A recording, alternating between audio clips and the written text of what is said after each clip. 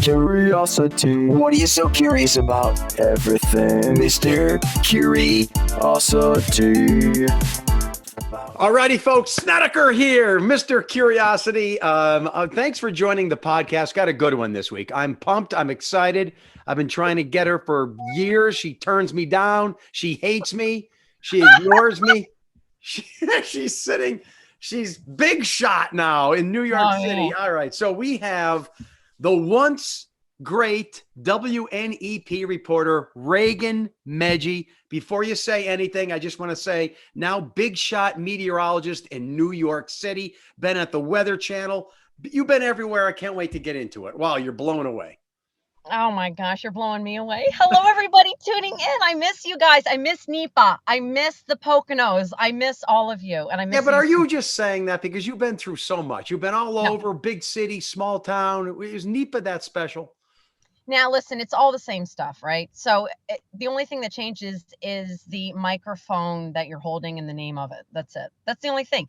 But, you gain all these friends and viewers throughout your time. And I will say the most loyal of loyal viewers that still watch me today, if they can, are those from NEPA. This is what I like to hear.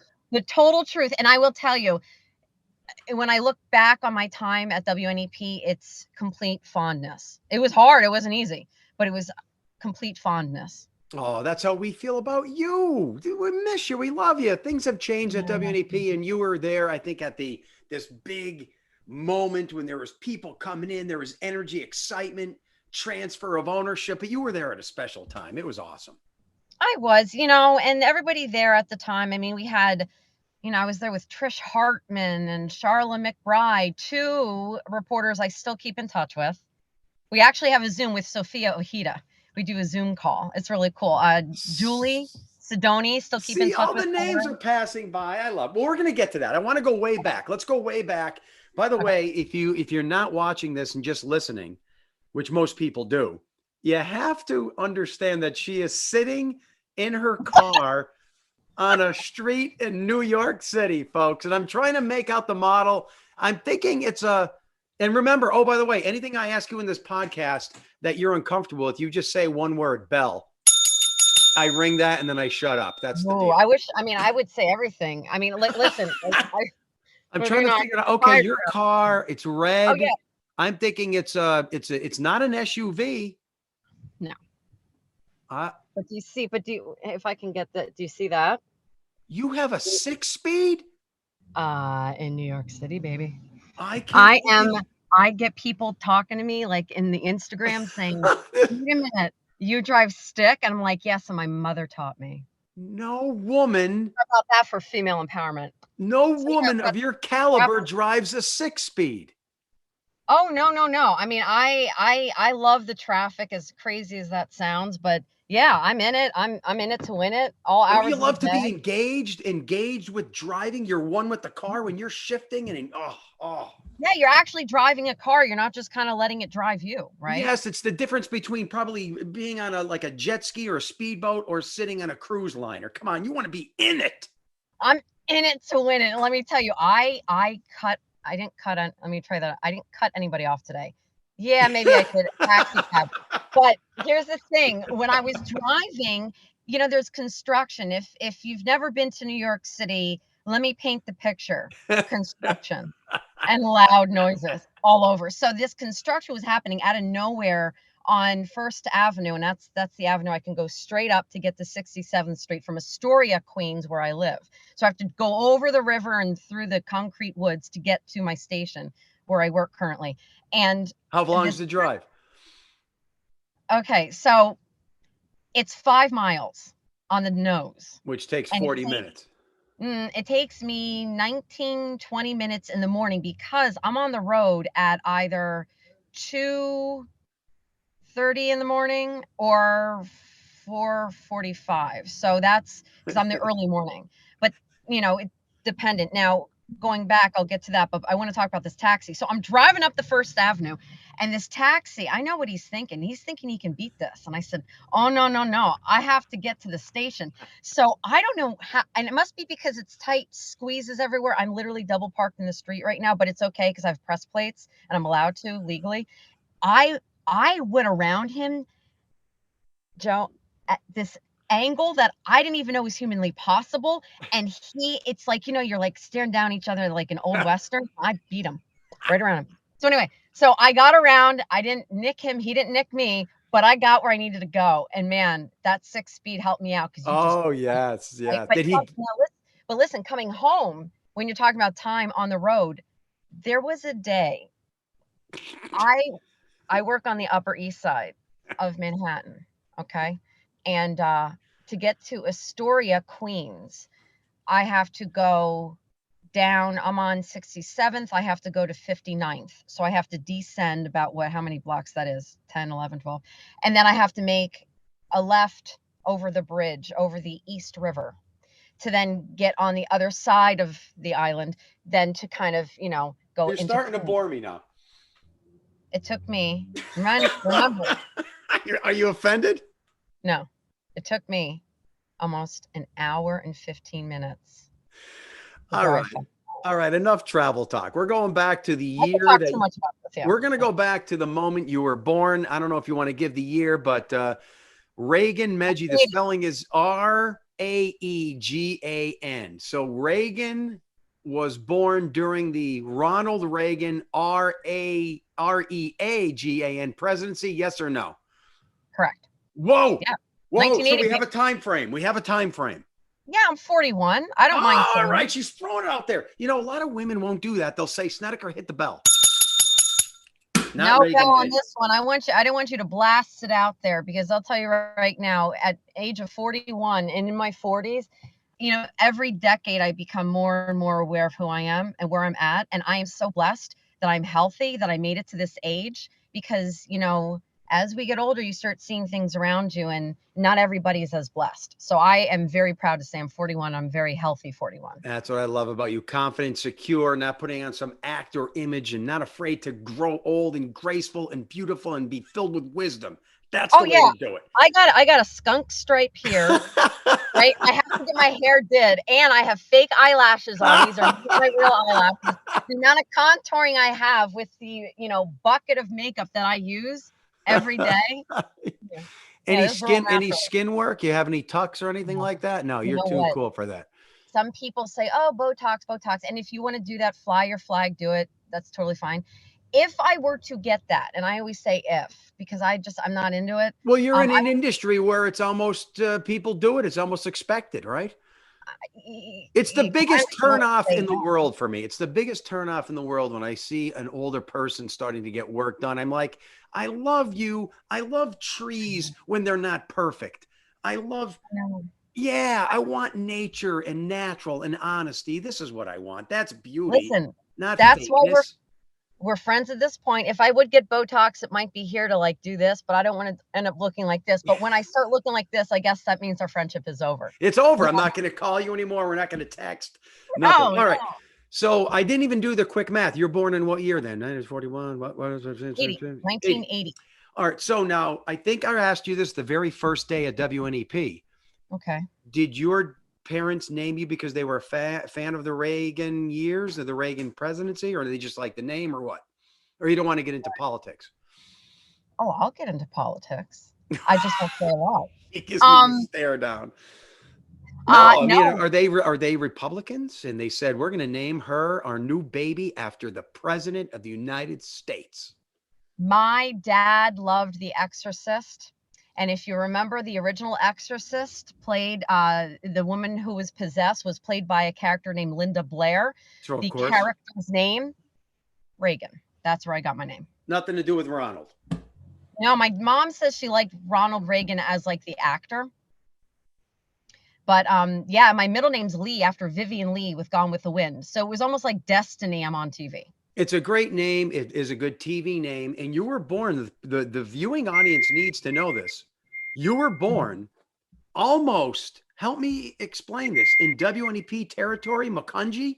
How does that fall? Where is that? I mean, I know where it is, but do you watch Philly stations, Allentown stations? Do you pick up WNEP? I don't think so, right? Yes. So I was born in Bethlehem, Pennsylvania. All right. Okay. So I did live in Macungie. Okay. You're right. No, I lived in Macungie after I got married. But I was born and raised in Bethlehem, Liberty High School, the Grenadiers. I was a majorette. And And a how Highland far Grade. is Macungie from Bethlehem? It's like 25 minutes west. Okay. It's So, but like, it's like right on the edge of WNEP land. It's like and you get right. it down there. Yeah, it's crazy. It's wild how far NEP reaches. And yeah, my parents watched me when I was at WNEP, and now they watch me at my current situation, my current station in New York City. Well, with apps now, you can watch any station Anywhere. anywhere. It's great. I love it. Who needs to cable subscription anymore? Screw that. I know. We have YouTube TV. YouTube TV, you can just download the app from almost any TV station, watch when you want. The cable stations are going down, baby. They're going down. But anyway, Oh, down. so when you were a youngster, what kind of a student in elementary school, middle school, high school, public school, did you do all that? Yeah, I did, as to how I got. Public school girl? Oh yeah, yeah. I was in private. I did the public school thing. I'm a product of a public school, and it worked out well. I went to, the Bethlehem Area School District. So Clearview Elementary, St. Stephen's Preschool, Clearview Elementary, Nitchman Middle School, Liberty High School, and then flew the coop and did my college years at Temple University. Temple. We'll get to that. But I'm thinking, if I remember properly, your dad is a police officer, was correct? Yes, he loves you still to this day. This is what I like to hear. Oh yeah, he loved the bone crusher. He always brings up the. Oh, you're bringing up things that almost got me fired. So what? I hope I don't get fired after this. No, you won't. So the prairie. Yeah. So you're a public school girl. Your dad's a police officer. What about the mom? What is she doing? Mom, she stayed at home in the beginning of childhood, and then she went and worked. She used to work actually for Conrail up until the point I was born. She was like a train dispatcher. Oh. And then after that, she went, she became a mom with me and my brother, Ethan, who is 14 months younger than I am, and then went back to work and worked in like doctor's offices. And she says she became an FN, a fake nurse. I think she got like a couple of courses, and then she was just like checking people in and helping them out. So yeah. Is your beauty inherited? I have to watch what I say these days. Is your beauty is your beauty inherited from your mom? Is she a wonderful looking woman and your handsome dad? How does all that work? Yeah, well, I appreciate you saying such nice compliments. Thank you. I know I'm not everybody's cup of tea, looks wise, but well, you're probably nothing special. You're probably nothing special without the makeup. I'm just kidding. I wanted to see your reaction. Not at all. I say that whenever someone. You see what I look like in the morning. Well, that's my standard joke. Whenever someone sees me with my wife and they go, "Oh, she's beautiful," I go, "Not so special without the makeup." And then she gives me the slap and we all move on and laugh. It's just a joke. Anyway, you're beautiful all the time. But is your mom a beauty queen too? Yeah, beauty queen. Geez, you're really laying it on and then you take it off. Yeah, no. I mean, everybody's good looking. Everybody looks beautiful. Everybody is beautiful in my eyes. Listen, here, beauty, I think surface beauty is symmetry. So symmetry is what they say, and there's the perfect eye, lip, nose, ear combination. Let's just listen. We're animals. Science takes place. There's an attractive person and there is an unattractive person. Of course, once you get to know someone, the other stuff means more. I get all that, but visually, you're a beautiful person. I'm sure your parents are too. You are as well. But you know what? I can probably arm wrestle your dad and beat him because he's probably close to 70 now, right? Yeah, 78 years old, but he could probably still kick your butt. Yeah, we'll see about that. So you're going to public school. What were you like in, say, 9th, 10th grade? Are you a cheerleader? Are you in the drama team? Are you playing field hockey? What's Raegan Medgie like? Oh, in 9th grade? Yeah, just picking a grade, 9th, 10th, 11th. Because every year I develop and I change, right? So. Well, if we got your classmates in here and I said, what's Raegan? What was she like back in high school? You want me to call them up? I'm kidding. What would they say? Would they say they would probably say I haven't changed at all. I mean, I'm still outspoken. I have a level of humor. I'm quirky. I'm weird. I'm fun. I'm kind. And I know there's probably people tuning in being like, Yeah. Okay. No, I'm going to totally agree with every one of those assessments, every single one. That's why I love you. Yourself. I know, but You're full of life. I hate duds. I hate people who go through life and they don't realize what they've got. Just being alive day to day. You appreciate it. You live it. You preach it. You're full of life. You don't take yourself seriously. I'm your biggest fan.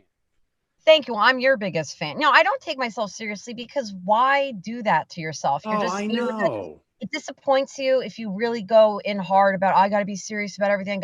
I'm really important. I'm this and that. If you approach life humbly and just have fun with it, like that's the key to it. And listen, I'm human. And the more I mess up on TV, which does happen, I embrace it because you know what? It makes the viewers see that I'm human and I'm You're relatable. real. People want the realness. They don't want fakey fake. Come on. And the perfect everything. No, nobody wants that. Get away from me. Oh. But I guess what was your aim then? Were you good in the arts and the sciences and you thought you knew you were going to be a career person in media broadcasting or no? Oh yeah. I always, the joke I always told people, and it's funny how there's books about this, like if you speak it and you believe it, it becomes, and I would always tell people after I would meet them in if it was just like at a party or just a passerby, just like as a funny joke, I'd say, oh, watch out for me. I'll be on you'll see me on TV one day. Oh, I used to say that because I really believed I was going to be on TV. And then other funny is when I would have to check in and sign my name, I'd be like, you want to keep that? It might be worth money someday. Now, people have asked me for my signature. It is not worth money yet, but maybe that day will come. I always tell everyone when they ask for my signature, just the only way that'll be valuable is if I become an axe murderer. And then they could say, oh, they knew me before the killings. Oh my gosh. I'm just kidding. But anyway, so even like Elon Musk, his girlfriend in high school or in college, they went to UPenn. Elon Musk went to UPenn. Did you see this? And his girlfriend back then, now ex-girlfriend, but kept, all the mementos of when they were dating. And I do that for every ex-boyfriend. Not that I have like a shrine and light candles every night, because that would be weird. But if that's your thing, go for it. She kept everything and then she started auctioning it off. Ooh, why not, right? For her, why not? So that could be like somebody could start, say, hey, I remember Joe Snedeker and I loved him. Never worked out. After you become a famous axe murderer and they, put your stuff up for sale. You never know. Future Jeffrey Dahmer, right? All right. So you see that Netflix thing? I know it's not doing too good. I hear that that they were expecting more. It's epic because people want to see it, but then when you watch it, there's a lot of bad reviews on it. So I can't wait to get to your career at the Weather Channel, which was only a brief time, but I want to know what that's all like. But first, you go to Temple and you're thinking, I'm going to be a reporter. I'm going to be a news anchor. I'm going to be in media. Who knows what? That's what your goal was. Yeah, I actually went into Temple thinking that's, what I wanted to do. But there was a day where I went to sign up for classes or whatever, and it turned out that I didn't declare a major yet. And I didn't know I didn't. So I remember I was with my girl from Medina, and she and I were talking, and she's like, well, what do you want to do? And I was like, well, I always kind of wanted to be a veterinarian. And she says, well, girl, if you want to be a veterinarian, this is probably not the college. So I said, yeah, I don't know. She's like, but you have to declare. I mean, you're doing journalism classes. I'm like, yeah. And I said to her, you know what? I know what I'm going to do. I'm going to sign up and I'm going to do the journalism thing because I know the strongest tool I have is my voice. And if I strengthen it, I can speak up for those who can't. Furry and fleshy. So right now I'm just doing more fleshy. But I definitely want to, kind of furry and flashy. Furry and flesh. And fleshy and flashy. So you're what do you like at college? Are you like life of the party, or you're fraternity girl, sorority girl, you're doing not all a sorority that girl, the fraternity girl, be careful. I made my rounds in terms of parties, not in terms of where everybody else's mind might go in the gutter there. I was everywhere, and I would party, I'd meet up, I'd hang out, I'd go to, the Center City bars, I'd go to frat parties, I'd go to house parties, and I just love being around people, and I love that social atmosphere. We're social beings, and people on TV more or less are social beings, right? So I just love to be everywhere. Now, it's funny because, when you're in the news, you start seeing, talent changing and evolving, and younger talent are getting on TV faster and faster. When I went to school, we didn't get on TV in the ages of the mid to late 20s, right? So I look at these girls and boys that are coming in, or women and men, and they're in their like late 20s. And I'm thinking to myself, I was not ready to be in New York City at that time. Oh my Lord, because I was out, at the bars, enjoying myself and living it up as a college kid. I wasn't trying to expedite to get in on TV and to get into the professional world so soon. But you seem like the kind of person very conscientious, very responsible, not the kind that would just blow off classes and party. It seems like goal oriented, grounded, solid thinker. This is my impression of you. Even though fun, frivolous, silly, but I still see all the other things as respectable and grounded and determined. No? I would say, yeah, I would say I'm ambitious and I'm driven. Yeah. And I always have been that way, and for better, or for worse. But, if it was time to have a good time, I was ambitious and driven to have a good time. And I would go out with my girlfriends and my guy friends. You know what I mean? Yeah. And then with studies, like I wouldn't skip class. I think I skipped one class because She's here it comes. all right. It was a psychology class. Blow And I on. ended up hanging out with my friend Phil and my friend Amy at the bar at Temple. It was a bar was called the Draft Horse.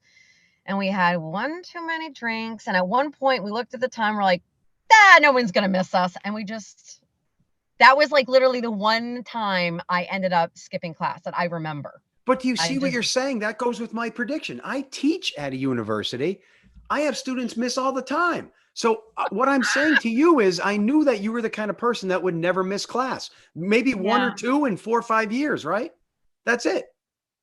Yeah, actually, I I never know. thought of that. I Yes. just remember that one time I blew off class. I'm like, I'm not doing it. I just want to have fun. I'm having fun, and I don't want to stop the fun train that I'm on. All right. I'm not pulling at the station. No. No, but for the most part, you were 99% there, studying, conscientious, and working hard. Here's what us guys say about you women behind your back. We say things like, if I were dating a girl and I'm like 21, 22 years old and it didn't work out, I'd say to my buddies, oh my God, she's nuts, man. She's out of there. Stay away. Now, if I pulled in one of your boyfriends from when you were in your early 20s, late teens, whatever, would they say stuff like that about you? Oh my God, she's nuts. Stay away. Or no? No, because No. I'm friends with most all of them. Okay, so it wouldn't be, you're not the nutty girlfriend. No, I think we all have moments, especially when I was in 20. Like, I remember I had some really crazy moments, and I look back and I'm like, I don't know how XYZ decided to stay with me for as long as they did because of, me having an outburst. But, your body's going through changes and your outburst. Outburst. You're like, my passionate outburst. I don't see you as high maintenance, maybe just requiring a lot of attention, right? I don't even know if it's requiring a lot of attention. I just like to have attention on me. Sure, I'm in TV, for goodness sakes. I'm in the spotlight. Sure, but I wasn't high maintenance. I think, you get into the dramatics and you wanted to have that like, dramatic factor, right? So I have that going for me, or not going for me. Right. Interesting. Now you leave, but what you're saying earlier just tipped me off though. Even a station like WNEP, you used to not be able to get a job at WNEP your first year out of college or your first job out of college. You'd have to show experience elsewhere. The world is changing now, and we're getting students just out of college with their degrees and they're already reporting. And you probably see that too. What I'm saying, the world is changing with that in that aspect. Oh yeah. So by the time you came to WNEP, how old were you and where were you first? This is what I need to know. And of course, this is like the juicy part of the thing. And I have two cameramen looking at me, wondering why I'm looking into a computer using my hands a lot. In addition, I have 9% left on my battery in my laptop. So if we somehow, I can call you back. I just want to let you know. We can't do this. Can't you plug it in or something? I can't believe you're doing this. Car. I don't have an 9%. Can't you start the car now? Start the car, plug it in. No, I don't have a plug. Folks, she can't do this to me. Maybe I'm taking everything back that you told me about you, because that's irresponsibly preparation. My phone died depleted. Today. I can go in the station, but I run the risk of saying things that could potentially No, you stay right there. How could you not have that charged to 100%? Raegan Medgie, I hate you. I hate myself right now. I hate myself. I have this. I can't believe she's at 9%. Is it at 8% now? Or are we going down? She's looking around. She's got her plum jacket on. She's looking left. She's looking right. She's still in her car. She's all over the place. I'm going to see if I can rectify. Question. Do you have an outlet? She's now yelling out the window. My dog is barking. Zoom and it's dying. My laptop. I just need to plug in. Do you have outlets in your car? No. I hope you're getting this conversation, everybody. She's yelling out the window for an outlet. This is breaking podcast news. This is awesome. She's looking around. She's got a look of shock and awe on her face. She's got a plum jacket on. It looks like it's fake leather, maybe real. I'm not sure. Leather. Okay, it's real leather. What are you asking for from these people? It's vegan. How does he have? Oh my God. What are you looking for? She's asking more strangers on the streets for things. No. It's my cameraman. It's my. Oh my God. You're shooting me. You're trapping me. They're shooting you. There it is. That's called a rectifier. This could be good. You plug that in. Oh my God. I love you. Thank you. Oh my God. She's going to plug that in. She's going now from AC to DC to charge her laptop. The cameraman saved her. She's starting the car. Baron saved me. Baron saved me. She's now plugging in. I believe that's called a rectifier. And now she's screaming in joy because she now has power. Yes. Hopefully my battery in my car doesn't die, but we have saved the podcast. I don't know how this just happened. This is great. These are why podcasts are as real as it gets. Raegan, what happened? That's called a rectifier, I think. What happened is as soon as your chaos started, my dog burst in here. Now he's chewing on one of my earth balls that I use for educational purposes. So this may go down. He heard my screaming and he thought there was another dog in the room. No, I love it. I'm going to go get him. Watch this. Here we go. This is utter chaos. This podcast is utter chaos, folks. Utter chaos. Wants to see it. All right, he's out of here. Anyway, so no, Jet, no. This is beautiful podcast recordings happening right now. I don't know if you can see the guy in the pink shorts. Yeah, who's that? Do you want to meet him real quickly? Yeah, bring him in. What kind of guy wears those shorts though? They're not even. It's like, Baron, are they come here. Peachy cranberry? Well, yeah, they're peachy cranberry. I wonder what side he's going to come on. Baron. Okay. Baron is his name? Baron, this is my old station. This is Joe Snedeker. He's an old meteorologist, not old, but a former meteorologist I work with. I'm on a podcast right now, and you saved my butt because my laptop. Baron, I appreciate what you did, and you gave her a rectifier, I believe that's called, to charge up her laptop, correct? Inverter. It's an inverter, yeah. So that'll invert. That'll take AC, make it DC, and now she's charging up the laptop. This is great. I appreciate it. What is she like to work with? Is she ever cranky or miserable, or is she always pleasant? Is she always pleasant, abundant of energy, always sweet, man? You couldn't pay me to say anything negative about Raegan. She's just a sweetheart. Is that right? Unfortunately, they took her off the night shift and put her on the good day shift, so I get to see her every so often now. I don't see her like I used to. So you never witness her depressed or in rage or treating people disrespectfully? She's never cranky, negative? Never. That's the real deal. If anything, she would, she says, some people say I have road rage in New York City, but who doesn't? And she would be like, Baron, let it go. Oh. Let it go. Oh, my goodness. Okay. But Raegan, no. let it go. Let it But go. Ray, let it go. Let it go. So she might be like just a wonderful example of a human being. Oh, stop it. She's wonderful. She's fantastic. The only thing missing here, we have to get her husband to comment. That would be the Oh, clincher here to see if jeez. there's a dark side. We need to find her husband and get him here. He's probably in the sky somewhere. I know he's a pilot. He's a pilot. All right, that's He's flying awesome. somewhere. Well, we appreciate your candor and your firsthand representation and critical review of Raegan Medgie. I love it. It's honest. Geez. She's Man, Raegan has been an absolute pleasure from the first day I met her till now. Absolute. I tell her, let's on the dark side on the night shift. Dark side. Yeah. Did you ever Yeah. see her without? Did you ever see her without makeup at all? No makeup on, hair down, Yeah, a couple of times, yeah, when she comes into work, yeah. and she's still pretty. still pretty, right? Of course. Why wouldn't she be? She's great.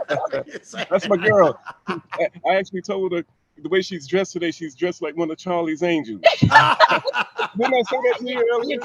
You did. You know, got her leather jacket on, the blonde hair coming down. Yeah, I see it. Position.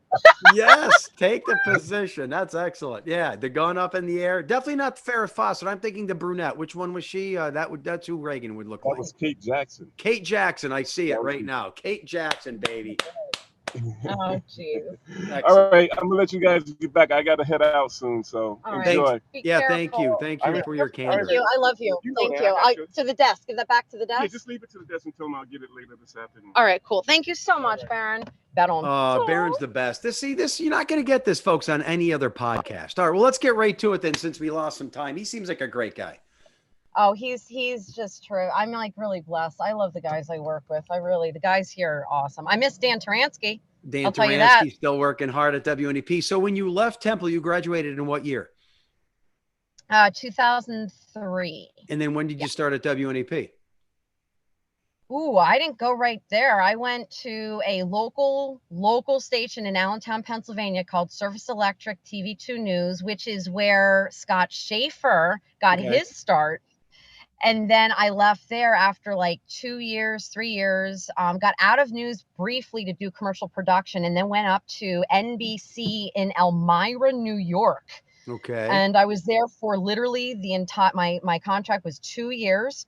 All right. And I got the last day I was there for my 2-year contract. The next day I got the job offer at WNEP. So you were almost 30 at the time, late 20s?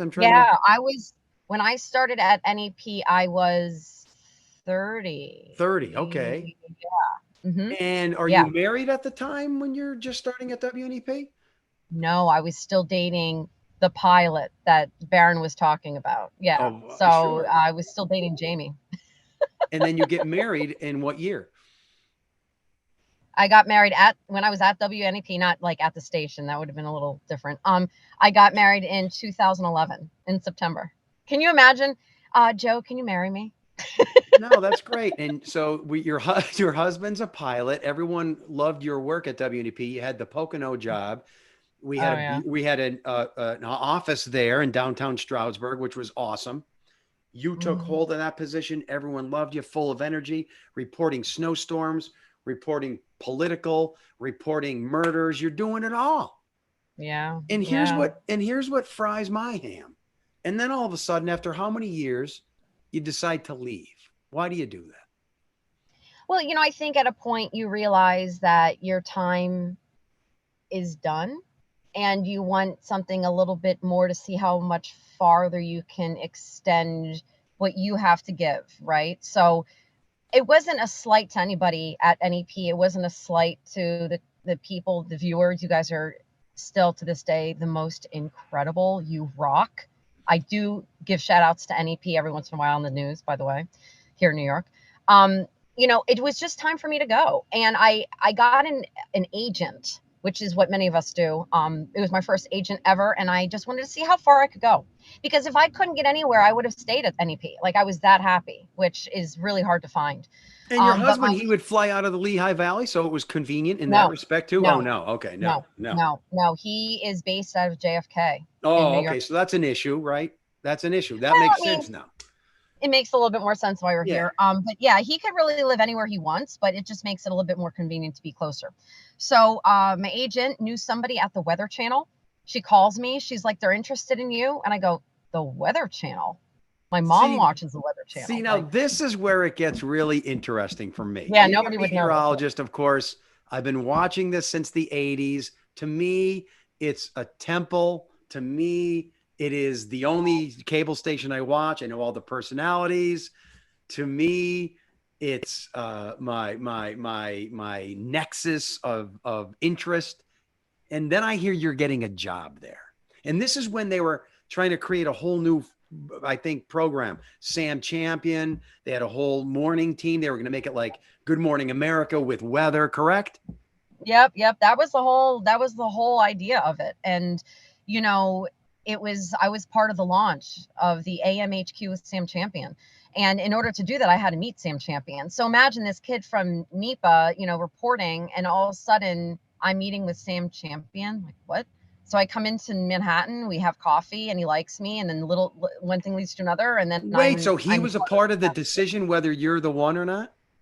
Yeah, like it was either like the anchor for AMHQ, like the news segment, or what I did, which was the correspondent that traveled throughout the country, which I preferred, because I got to see the intensity of Mother Nature, which is what bit me. Like that's when the weather bug bit me, and I thought. Well, I was going to say, if people are getting confused, let's back up. At this point, you have no meteorology background. No, you have a journalism degree.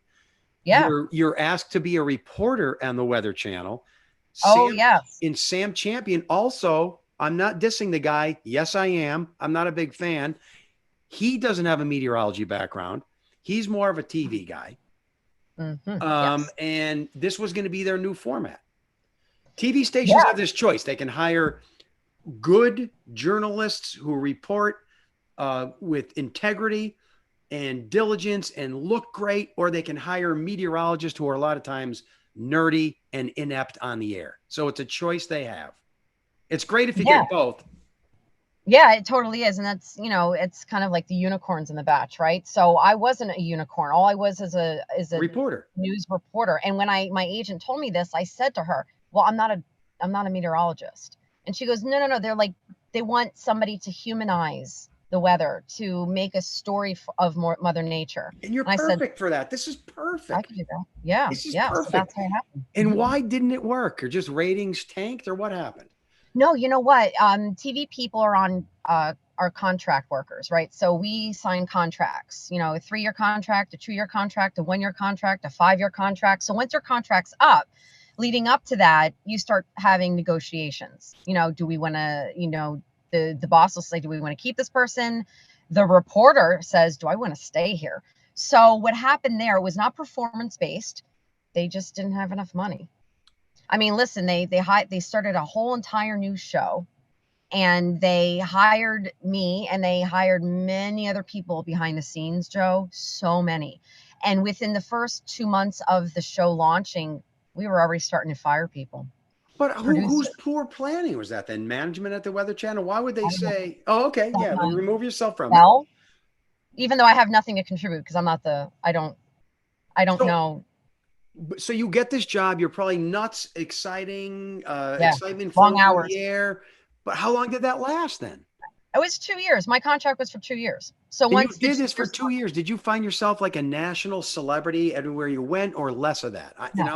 No.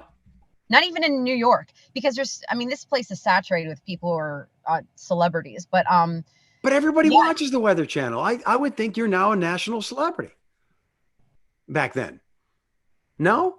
Not now. I'm just kidding. No. What I'm saying is Jim Cantori, Alex Wilson. So cool. The list goes on. Oh, yeah. So why didn't that happen to you?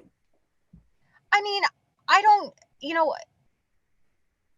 that it's a good question. I don't know if it's a fair question, because one could argue it's not happening now, as in celebrity. Like what is a celebrity?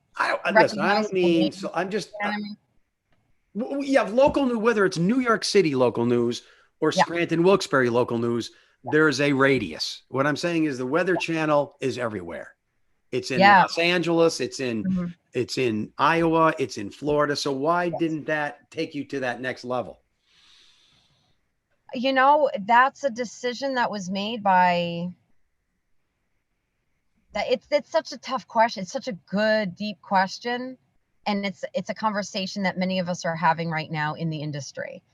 You know, why didn't this person move up or move on or move over? And the talent is there for many of us who do what we do,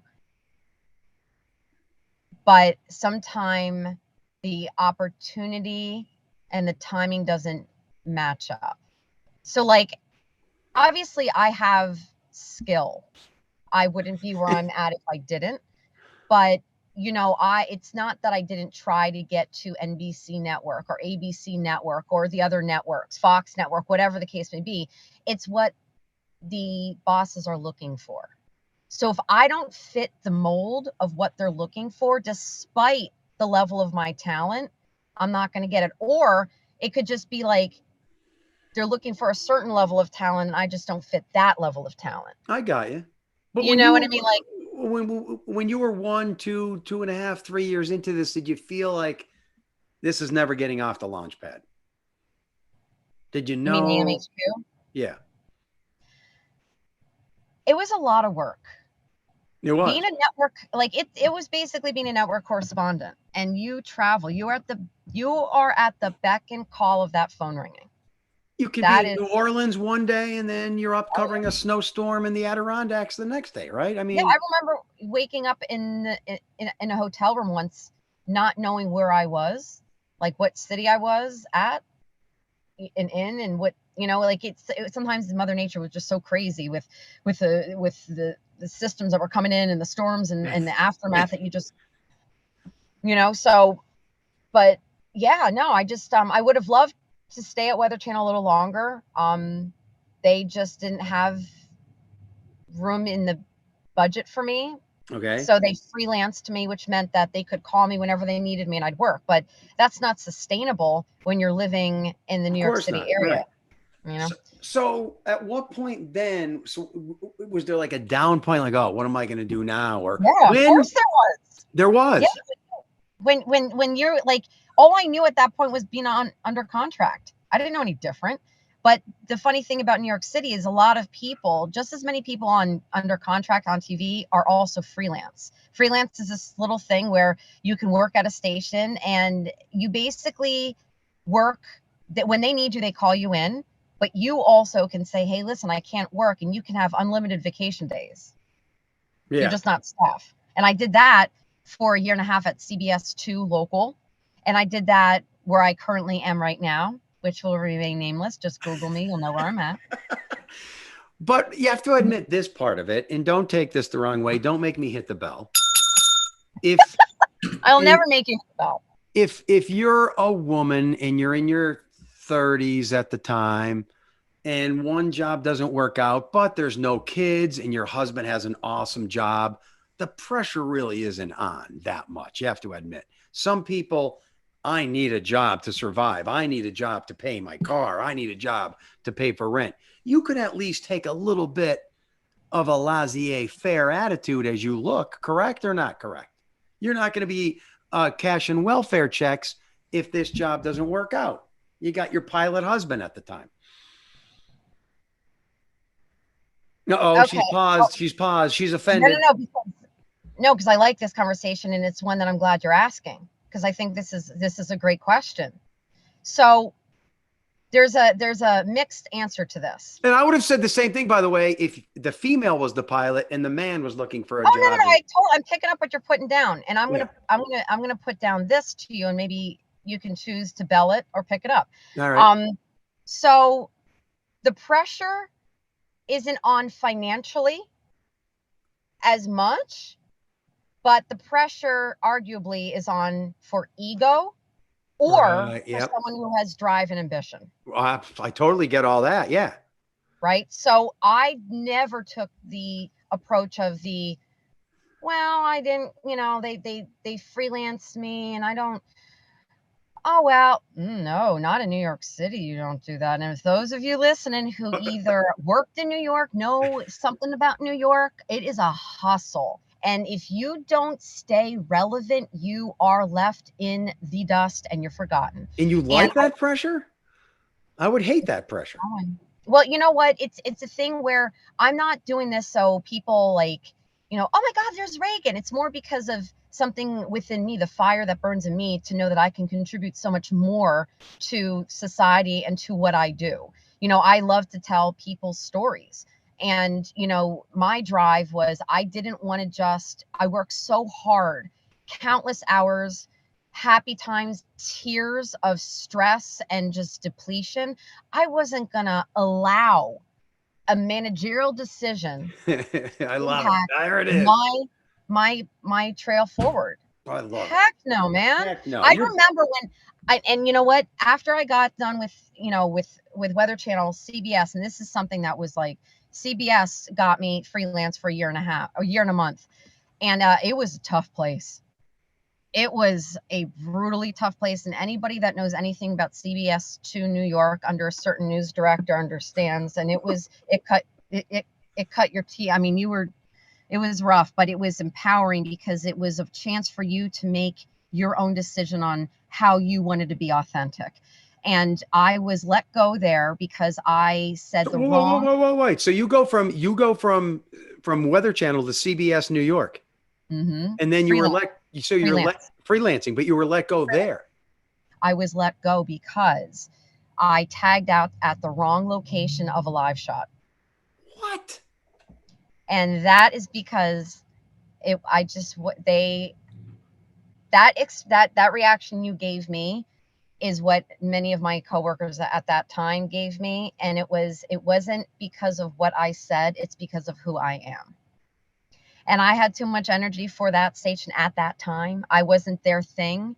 And you know what? Seems hard to believe that to me, to say someone, oh, they're too ambitious, they're too hardworking, they're too energetic. That doesn't. I don't know that was the reason, but I just wasn't a fit for them. And sometimes that happens, right? Yeah, so I got you. That it was a really tough pill to swallow. And at that point, I had been already moved in 3 weeks into my apartment in Astoria, Queens. And I remember this happening, and I wasn't completely, utterly happy there at that time anyway. And I'm like thinking, my world, is it ending? Like, I worked so hard. And my husband, God bless him, took me out for a run that day, the next day after I got released from my duties. And you're getting a little teary-eyed now. I can see it. I'm not. No, it's just touching what he did. So he took me out for a run, like I'm a dog, right? So he took me out and he goes, let's go for a run. And he didn't like running, but he knew that that's usually always what keeps my mind right. Dude, and I'm a cyclist. That helps. I know it's like seeing a therapist, running, biking, whatever. And I remember saying, and I don't know if you're going to bleep this out. It's not a really bad negative word I'm going to say, but I remember running and I had that high that you get, and I said to my husband, I'll be damned if they tell me when it's time for me to leave the industry. I love it. See, you're getting me a little butterfly inside. I love that attitude. Screw them. They're not going to take anything away from you. I love it. No, listen, like and I'm not upset that happened to me. I'm grateful for it. And I actually ended up seeing the news director who let me go months later. And I saw him, I approached him and I shook his hand and I said, thank you so much for the opportunity and for teaching me how to be resilient. Perfect. It's a good closure on that too. Yeah. And your ego must have, okay, so Weather Channel, that didn't work. Your next job after that didn't work.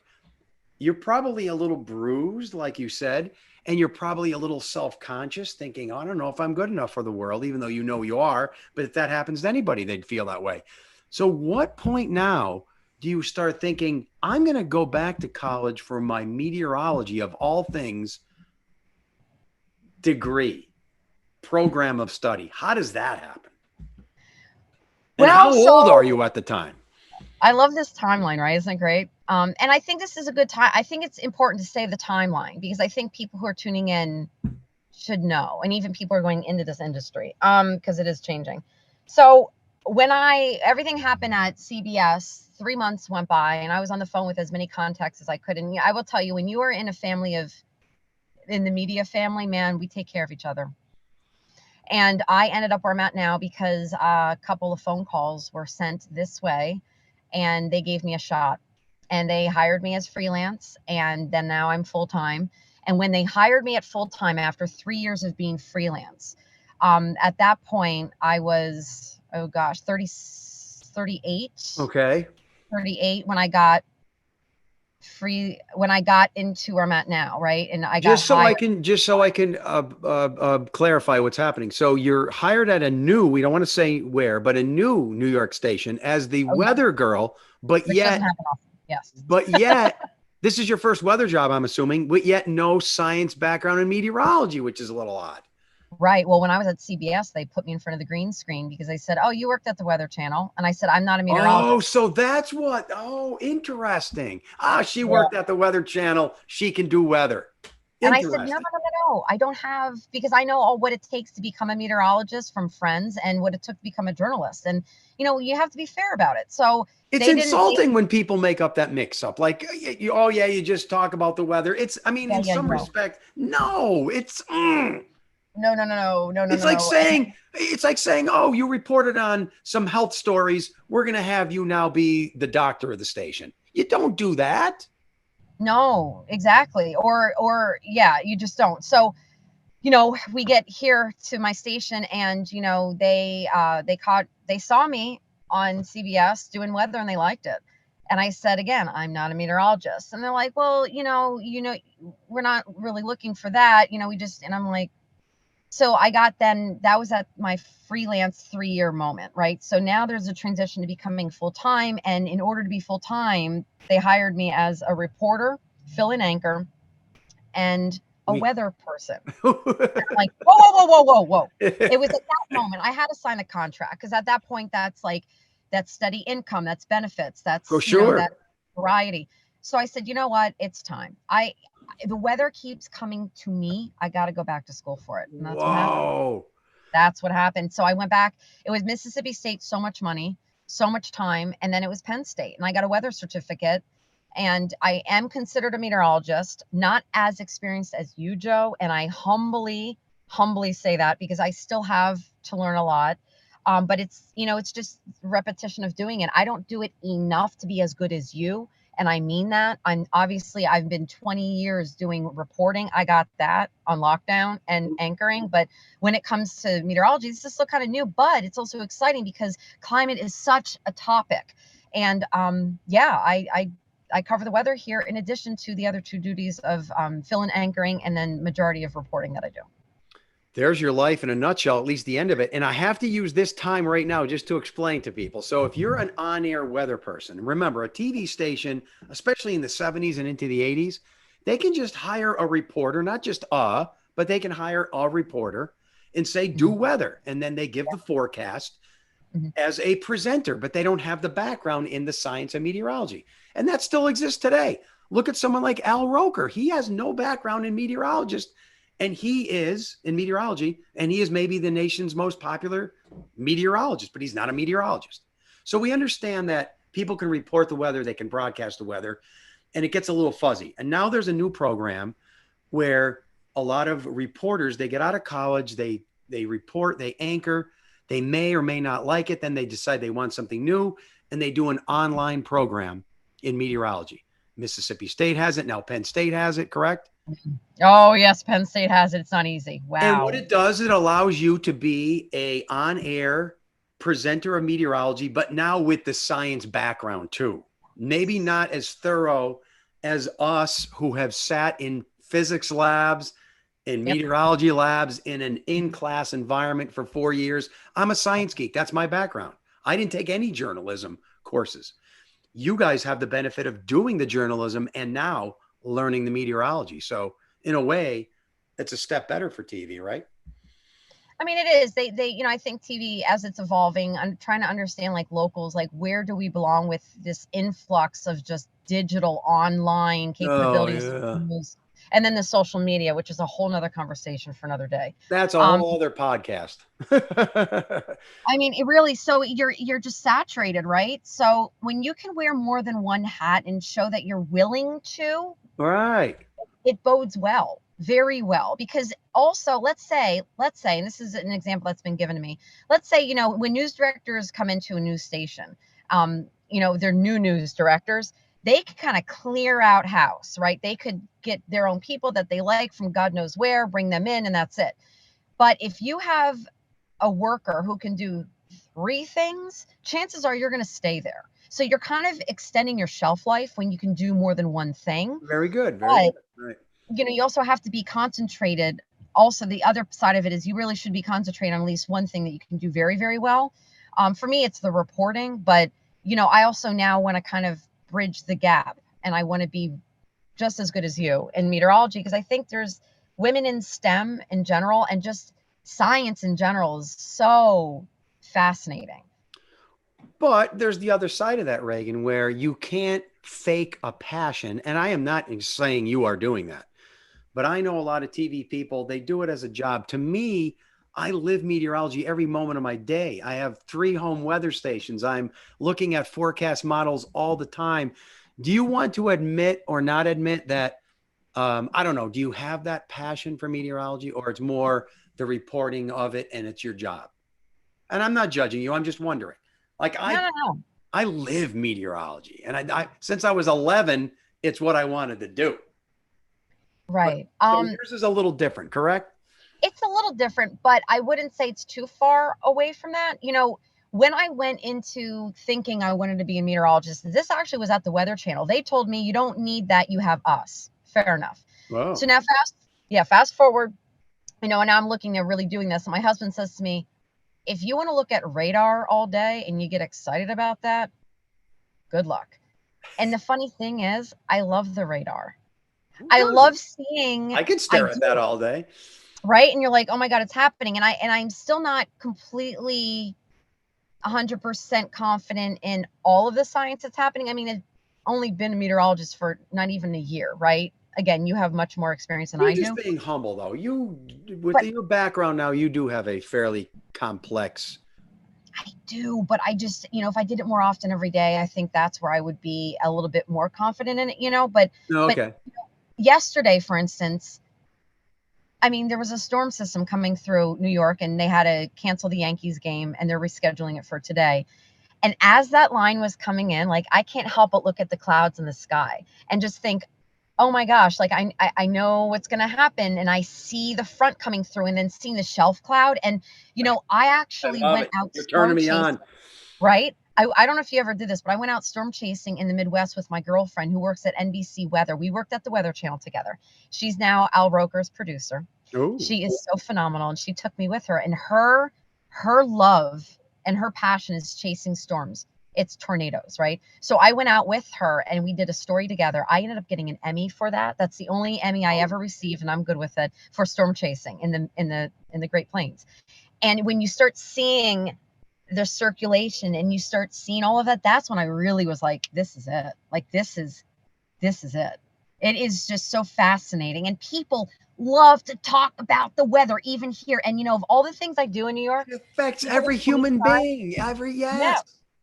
People put me aside and be like, I love you doing the weather. And I think, yes, weather is all about the science, but with TV, it's a lot about, like you said earlier, personality. And if you can connect with the viewer and get so jazzed about something, 9 times out of 10, the viewer is going to feel the same way, and they're going to connect. That passion is contagious. And I think, oh my gosh. Yeah. And you're passionate about life, so that's going to come through. And when I see, like I am today on the weather maps, did you see that big upper level low over the Great Lakes detached from the front that moved through yesterday? Yeah. That upper level low is going to lift up into James Bay and then drop on us next week. That is beautiful. I keep tracking that and watching that. And I see the line. What is it? The freezing line, the 540 millibar? 540? Yeah. And it's coming our way. 540 decameters, baby. Yeah. That's the next line that we week, watch. right? So it's going to get really cold. It's sinking fast south, as it typically happens this time of the year. Yeah. With the depleted northern hemisphere part of the solar radiation. But anyway, so you have to do a noon today, correct? Yeah, but you know what? We've been blabbing for almost an hour. We're having a really good time, and I don't want to leave. My bosses haven't been. I don't even know if they know where I am. It's fine. As long as I'm on air at noon, we're good. Well, let's We're good. finish. Let's finish your life off now. So when you leave work, are you Monday through Friday? Right now, yes, I am. Do you go in your pilot husband? You have dinner together every night, and your home is 20 minutes from the station. And I picture We don't have dinner. candles, and you're reading Yeah, well, poetry to each other. he loves Shakespeare. No. Um, Is if he? I have to listen to the theme song of Top Gun Maverick one more time, Oh, I'm gonna lose my mind. I mean, it's like a sickness if every single day. if I were him, and I don't consider myself an insecure guy, if I were him, there'd be a little bit of me worried on a daily basis. I have this pretty wife. She's on TV. Everybody knows her. Care less. I'm Oh my gosh. away. I'm away on my flights for days. She's beautiful. She's in the city. Everyone knows her. She's like a celebrity. I'd feel like, oh man. I know. I think that sometimes too, like roles reverse, but he can care less. He can absolutely care less. He loves you, but he's not a jealous guy. No, he hates the spotlight. He thinks what I do is ridiculous. He's like, there's nothing I would do. As a pilot, what's the Venn diagram, the overlapping of meteorological events? Does he have a pretty all good the time? He knows. He was helping me study for weather events. The METARs. He's like trying to show me. They live by the METARs. They just get the spit out data, and that's what they go by. But yeah, but he sees the radar and he can tell. Like he's always looking at weather maps every day. It's wild, and I can like pick up what's going on. And yeah, he's in touch with the weather. Like he should be a meteorologist. Like he's so. Because he has to know when he's going up into the plane and where he's his like, medium. His medium. Yeah. A fish's medium is the water. A pilot's medium is the air. He's got to know. I mean, yeah, and I mean, he's had to tell the dispatcher, we're not going this route. We have to go this other route because there's a front coming through. I can't get around it. Because like when there's like the storms, like it's pop-up thunderstorms in the summer, they rise real quick, and then planes can you can go above them or underneath systems. And around, but like when you can't go above a rising, you can't, it goes up too quickly. So he's got to go around it somehow. And he's like, and he's burning gas and he's got to write reports because he's burned so much gas doing this and that. And it's this whole thing. But yeah, no, he can care less what I do. Absolutely care less what I do. Isn't that something? That's interesting. Well, he's a confident man. That's what it is. Yeah. And I say, like, do you ever tell your pilot friends when you're in the cockpit, like, oh, my wife does this? And he goes, no. I go, why not? I tell people all the time, like, that's so cool. Like, you fly an airplane. Like, don't you think it's cool? Like, I'm on TV. No. But there must be some part of you then, maybe even beyond your conscious level, that's attracted to that because it is, right? Because I'm glad he's not like, this is my wife. This is my wife. This is my wife. She's on TV. You know who my wife is? Oh, well, round of drinks. My wife's on TV. Like, nothing like that. Nothing like that. No. Do me a favor when you go home later. Ask him what the dry adiabatic lapse rate is. Okay, see if he knows that. QTs. I love the QTs. He better say 5.5 degrees per 1,000 feet, or I'm going to be upset. I'll ask. All right. So this was great. I appreciate this. The one last thing I'd like you to do. Could you start up that car and rev the engine? I don't believe it's a 6-speed. Well, here's the thing. If I start up the engine, if I start up my car, it's going to do this clicking thing that you may not have heard because there's a fan that is broken. And I don't want to fix it because it's going to cost more than the car is worth. And Folks, look at this big shot New York City meteorologist, big shot commercial pilot husband, and she's worried about getting a click fixed in her car. I can't believe this. It's on. Well, my car's on right now. I can rev the engine. Oh, okay. It's on. It's been on the whole time. But here's the thing. I've got so many people around. No. People screaming in the middle of the street. Nobody bats an eye. But I have 177,362 miles on my Mazda 3. Are you serious? So now you're even telling me the make and model of your car and the mileage. I can't believe I'm hearing this. Oh, yes. And I have press plates. You must be stashing all of your money away in the bank because you could easily afford a brand new car, but she insists on driving this car that's closing in on the distance to the moon she's driven. I can't believe it. Joseph, do you know how expensive it is to just breathe in New York City? Okay. Do you think there will be a point in your life where you're like, okay, I had enough of the city. I'm in my 40s, then 50s, and you're like, I just want to decompress. I'm going back to WNEP and living in the country in slow lane. I don't know that I can go back to WNEP just because, it's not what I remember it. So much has changed, and you want to leave at a point, like my memories of it are no longer what it is now, if that makes any sense. Like there's been so many new faces and stuff. So to go back, it would almost be more heartbreaking. So I want to like leave it how I remember it. But to get out of the city, I think about that kind of on the daily, because sometimes it's just so much chaos. You should have seen the speed chase that I witnessed this morning by the NYPD. I don't know what they were chasing, and I'm hearing sirens in the background right now. It's always moving and loud here. Do you want me to rev my engine? Because I've got my... Don't worry about it. I just wanted to end on something funny. I can end on this then instead.